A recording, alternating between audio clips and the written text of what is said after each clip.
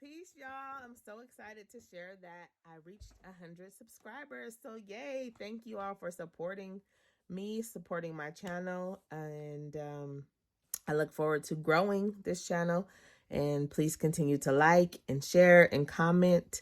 And yeah, and my intentions for this is to share my authentic self, my truth, and my journey, and just share my light and love.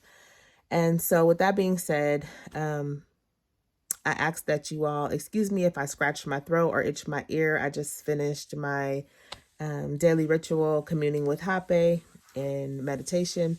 And so I waited so that I can clear it out, but my ear is a little itchy. So I apologize in advance if you hear me go, okay?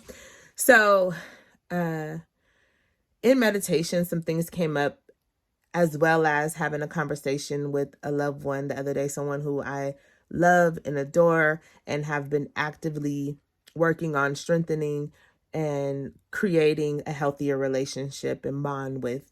And so I was just expressing how a loved one was coming to visit me to celebrate my birthday and help me with some things. Some of you may know that I've been here in Hawaii for 2 years and I haven't had not one visitor, not one family member, loved one. And that's been extremely difficult in a lot of ways, but also it's been a part of my growth. So, as I mentioned that, to this individual, immediately the response was, oh, she's not talking to me. She blocked me and cut me off. I don't know. I never done anything to her. I don't know, why she did that. And so I responded and said, well, you never know, your actions may not have been, you may not have intended for them to be malicious, but obviously that's how it was interpreted if that person felt the need to disconnect in such a way.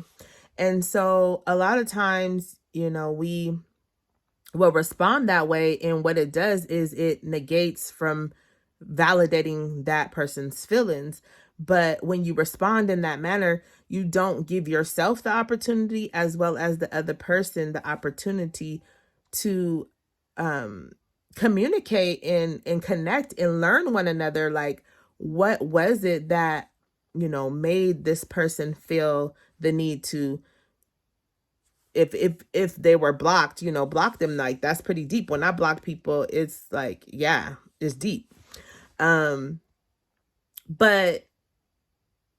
it also allowed me to revisit a situation that I had with someone who I was mentoring and was like a little sister to me. And I really enjoyed the relationship that we were building. But what happened was one day I was doing hair, I was really busy. My client was late, which caused me to run behind. And when the person had messaged me, on the iPhone, it will pop up on the top of the screen. And I read like part of the message.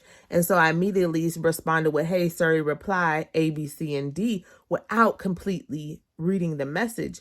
And my reply came across as I was not validating this celebratory moment in this individual's life. They had got promoted. And so my response was very much self-centered, whether I was conscious of it or not, due to the fact that I didn't read the full message, right? And so also I wasn't fully present for this person that I love and I care about and, and mentoring. I just quick response. And so one of the lessons I learned was to be fully present, even in my conversations. If I don't have the time to be fully present with my loved ones or, anybody, then it's probably best to just voice that, hey, I'm multitasking right now, so I'm not able to be fully present. If you would like to continue this conversation, yes, let's do it. If you need more of my full presence, then let me call you back, or, now is not a good time, right? And so anyhow, so what I realized from that was like, I really hurt this person. I triggered emotions that I will never know unless that person feels the need to reconnect with me and express, hey, this is what I was experiencing that moment. This is what came up. And this is why I chose to sever the relationship because A, B, C, and D, right?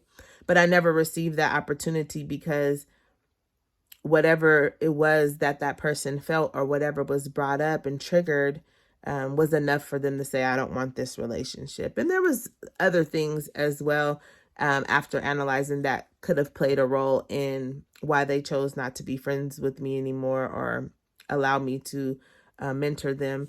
And so it was like, in the moment, I was like, I didn't do anything wrong. Like, because I did immediately call them after I read it, after I finished my work for the day. And I was like, oh gosh, like I fucked up. Like I totally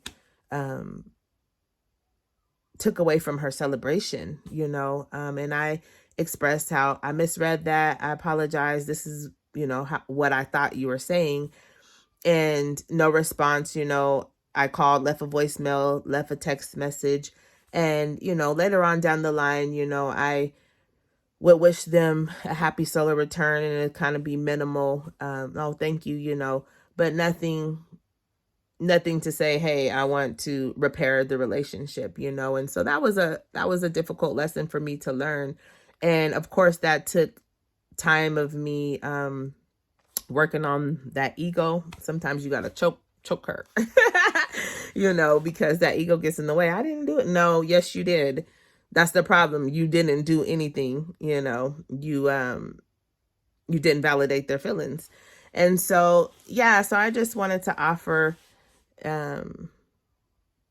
my insight on, you know, just being present in conversations as well as getting rid of some of that self-centered mentality and self-centered behavior, especially as it relates to people that we love and care about. And just seeing it from both perspectives, using it as an opportunity to learn and grow.